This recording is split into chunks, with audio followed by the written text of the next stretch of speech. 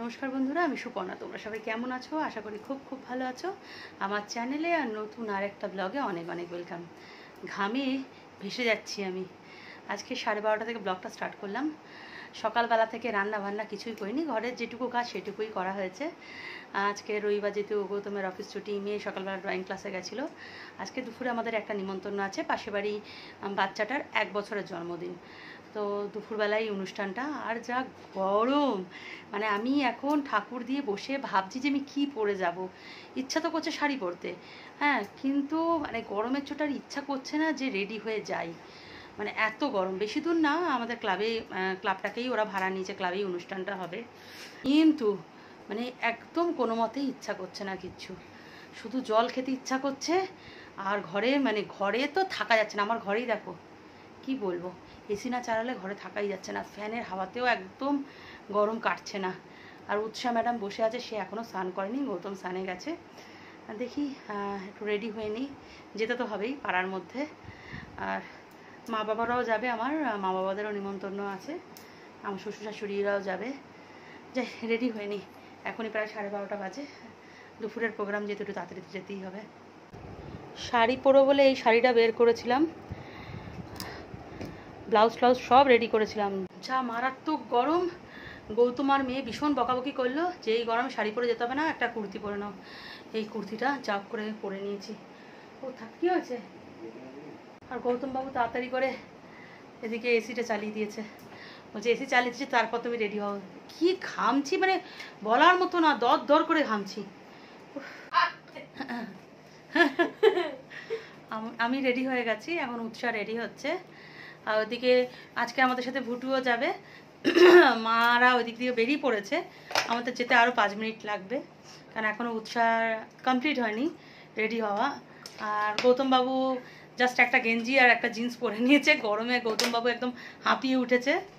ফ্রিজে রেখে দাও জলটা। সবাই হাঁপিয়ে উঠেছে। ঘর থেকে বেরোতেই মনে হচ্ছে সাহারা মরুভূমিতে আমি চলে এসেছি, এত গরম। ক্লাসে ছাতা নিয়ে মা আর মেয়ে হাঁটছি। গৌতম কোথায় জানি না, এখনো দূর দূর তাক গৌতমকে দেখা যাচ্ছে না। হ্যাঁ, সে আর বেরোতে চাইছে না ঘর থেকে। আমি আর মেয়ে এখন যাচ্ছি, যেহেতু ক্লাব বলে রক্ষা। আবার যদি দূরে কোথাও হতো তারা দেখতে হতো না। বাড়ি থেকে এইটুকু আসতেই মাথার চাঁদি ফেটে যাবে এমন একটা অবস্থা। তাও বাইরে আইসক্রিমের গাড়িটা দেখে মনের কোনো একটা জায়গা কিছুটা হলো একটু ঠান্ডা হলো। ছোট্ট বিভানের 1 বছরের জন্মদিন, আর ভিতরে এসি চলছে বলে ক্লাবের গেটটা বন্ধ রয়েছে। আর জন্মদিন মানে বেলুন তো থাকবেই। আর এই হলো ছোট্ট বিভান, বাবার কোলে আদর খাচ্ছে। বাবা ছেলে কালার ম্যাচ করে পাঞ্জাবি পরেছে। বিভান এমনি শান্তশিষ্ট, প্রায় আমার মিঠু দেখতে আমার বাড়িতে আসে। আর তার মধ্যে ধুতিও পরেছে ম্যাচিং করে, বেঙ্গল থিম দিয়ে বেশ সুন্দর করে সাজানো হয়েছে। আর এদিকে এই হচ্ছে ডালিয়া, বিভানের মা, আর এটা হচ্ছে বিভানের দাদা জিশান, একই রঙের পাঞ্জাবি পরেছে। চলে এসেছে চিকেন পাকোড়া, আর উৎসাহ এখানে অলরেডি খেতে শুরু করে দিয়েছে। সাথে ছিল কোল্ড ড্রিঙ্কস, আমি নিয়ে নিয়েছিলাম মাজা। জন্মদিনের অনুষ্ঠানে এই পুচকুসোনাটা এসেছিল, এত গোলুমলু ছিল না, মনে হচ্ছিল চটকে আদর করি। আর সেরাম মিষ্টি করে কথা বলছিল। গৌতম আর মেয়ে তো ওকে নিয়েই সময় কাটিয়ে ফেলেছিল। অবশ্য চেনা পরিচিতর মধ্যেই আমাদের, কিন্তু পুচকুটার নামটা এখন আমার ঠিক মনে আসছে না, কিন্তু সারনেম ও নস্কর বলেছিল, এইটা আমার মনে আছে।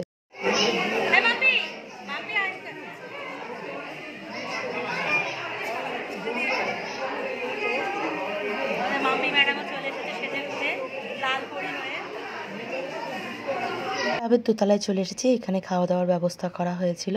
আর এদিকে মামনও ভিডিও করছে, কারণ ওরও একটা ইউটিউব চ্যানেল আছে, মামন ফ্রম কলকাতা। তো তোমরা আমাকে যারা ভালোবাসা দিয়েছো, ওর চ্যানেলটা এবার ঘুরে এসো, আশা করি তোমাদের ভালো লাগবে। আর এখানে ভুটুবাবু ভীষণ মাথা গরম, ও খাবে না, ও খেলবে। জোর করে ওকে খেতে বসানো হয়েছে বলে ওর মাথা গরম। না, পুরোটাই বসিয়ে খাওয়ার ব্যবস্থা ছিল। আর একটু দেরি করে এসেছিলাম বলে কেক কাটিংটা আমার আর দেখা হয়নি। আর যেহেতু আমি দেখতে পাইনি, তাই তোমাদের সাথেও শেয়ার করতে পারলাম না। মাদের ঠিক আগের টেবিলটায় আমরা বসেছি, পিছনের টেবিলটায় মারা বসেছে, আর আমাদের সাথে মাম্পি আর মাম্পির মাও বসেছিল। খাওয়া দাওয়া শুরু করে দিলাম। গরম গরম ভাতের সাথে পোস্ত দিয়ে, বাদাম দিয়ে লাল শাক ভাজা। আর এদিকে হাতে চলে এসেছে চাবির রিংয়ের সাথে মেনু কার্ড। তো তোমাদের মেনু কার্ডটা একবার দেখিয়ে দিলাম কি কি আছে আজকের মেনুতে।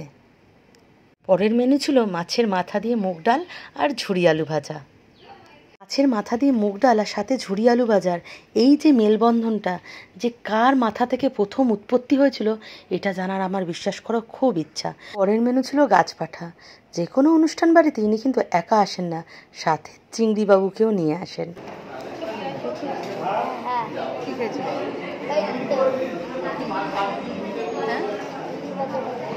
ঝুড়ি ভাজা দিয়ে ভাত খেয়েছে। এই গরমে শো স্টাপার মাটনকে আর বেশি পাত্তা দিতে পারিনি।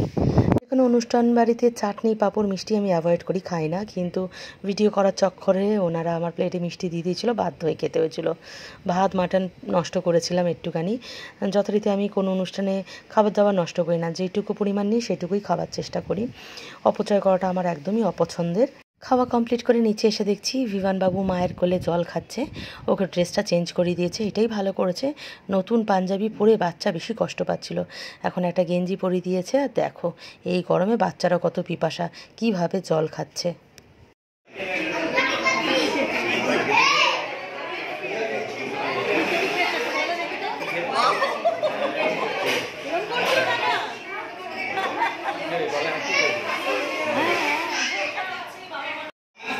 ঠিক আছে,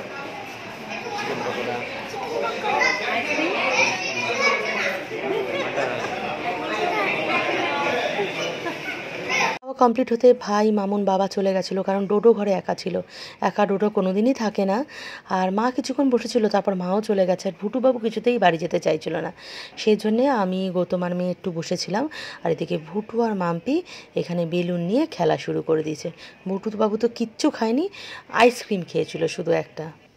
যা গরম ছিল দুপুরবেলা এসে আর ভিডিওটা করা হয়নি। দুপুরবেলা এসে তাড়াতাড়ি করে ড্রেস চেঞ্জ করে আগে এসির ভিতরে ঢুকে পড়েছিলাম।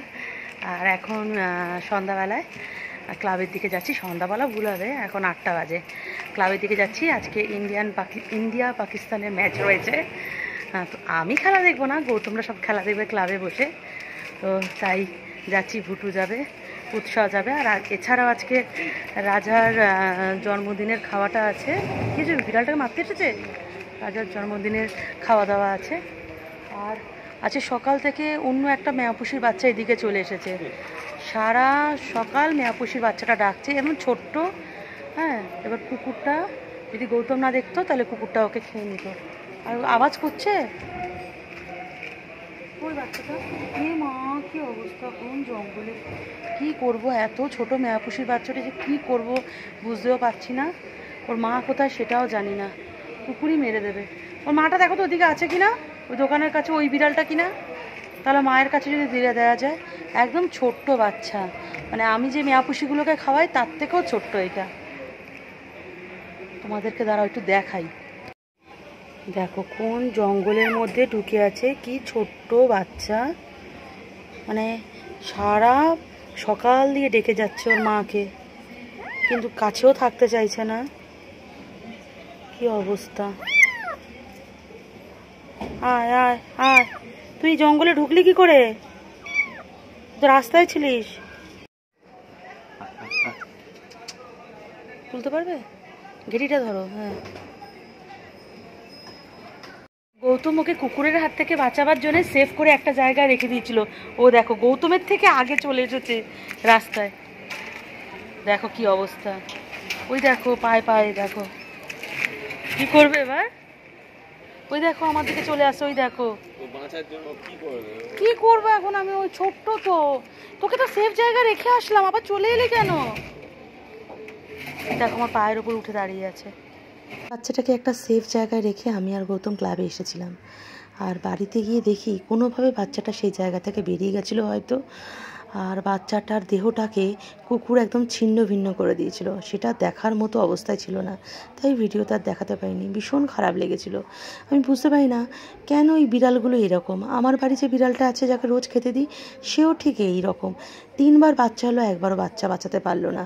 কত চেষ্টা করি, তোমরা তো দেখেছো ভিডিওতে, বাচ্চাগুলোকে খাওয়ানো দাওয়ানো, দুধ খাওয়া, কত কি করি, কিন্তু মা যদি যত্ন না করে বাচ্চার কি করে বাঁচবে বলো। তো বাচ্চাগুলো কষ্ট পেয়ে মরে যাচ্ছে। এটা কি ধরনের আমি বুঝতে পারি না। প্রকৃতির কী নিয়ম সেটাও বুঝি না। এই অবলা প্রাণীগুলো বেঁচে থাকার জন্যে ছোট থেকে যে কি সাংঘাতিক লড়াই করে সেটা হয়তো বলে বোঝাতে পারবো না। যাই হোক, এদিকে তোমরা তো ক্লাবটাকে দেখেই নিলে। আমাদের ক্লাবে সেদিনকে ইন্ডিয়ান পাকিস্তান ম্যাচের জন্য প্রজেক্টর লাগানো হয়েছিল, চেয়ার লাগানো হয়েছে ক্লাবের প্রিমিসেসে। উৎসার ভুটু চলে এসেছে, খেলা শুরু হয়নি, ওরা এসেছিল তার আগেই। আর আমি এখানে দোকানে এসেছিলাম উৎসার ভুটুদের জন্যে একটু চিপস আর কোল্ড ড্রিঙ্কস নিয়ে যাওয়ার জন্যে। বাচ্চাগুলো খেলবে, খেলা দেখবে আর মুখ শুকনো করে বসে থাকবে, এটা তো আর ভালো লাগবে না। আর নিয়ে যাওয়ার সঙ্গে সঙ্গে দেখো ভাই আর বোনের কি স্টাইলে খেলা দেখা, যেন মনে হচ্ছে স্টেডিয়ামে দুজনে খেলা দেখছে। কি অ্যাটিটিউড নিয়ে খেলা দেখছে আর খাচ্ছে। উত্তেজনার খেলা হচ্ছে।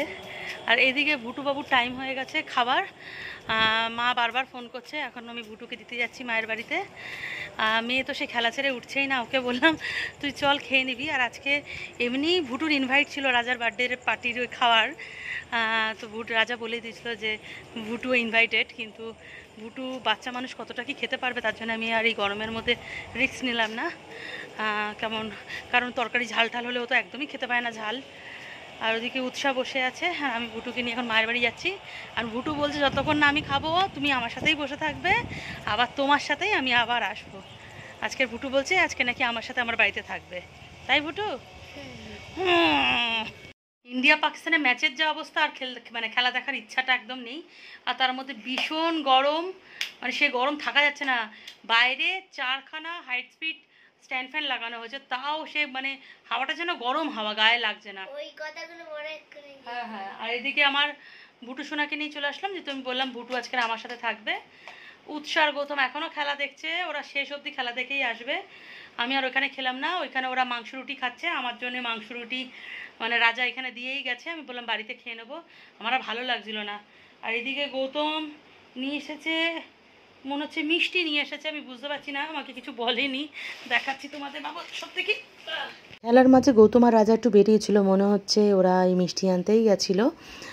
এটা বিকারাম মানে হয়তো লাড্ডুই হবে।